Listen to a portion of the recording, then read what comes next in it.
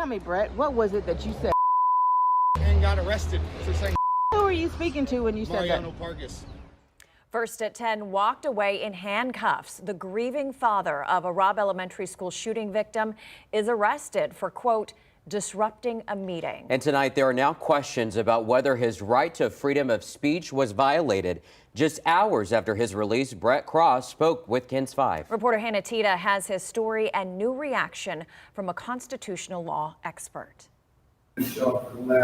He entered the Uvalde County Commissioner's Court meeting with a message and left in handcuffs. It started when Brett Cross addressed County Commissioner Mariano Pargas, who served as acting Uvalde police chief the day of the Robb Elementary School massacre. We got a phone call that there were 89 students still alive in that classroom, and you walk the way. Cross's son Uzziah was killed in the mass shooting. County Judge Bill Mitchell warns Cross to watch his language.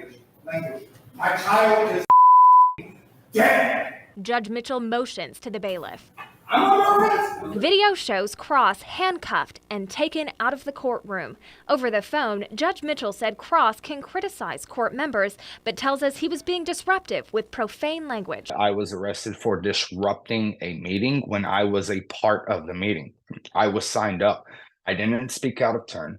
Bill Pyatt is a law professor at St. Mary's University. He says, based on the video, it appears Cross's constitutional rights were violated. He was arrested for words. He did get loud, but he never threatened the commission. He didn't direct that word at anybody. In other words, he didn't say F you.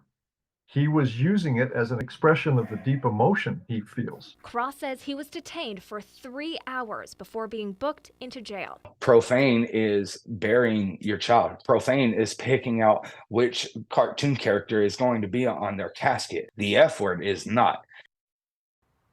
And this was the first county commissioner meeting that Pargas has attended this year. Cross is one of several parents demanding Pargas step down.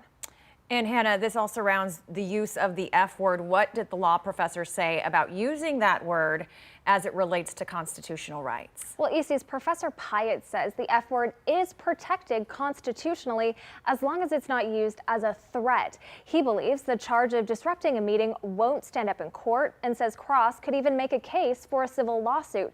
Though Cross tells me they released him without any paperwork. EC's? We'll continue to follow it. Thank you, Hannah.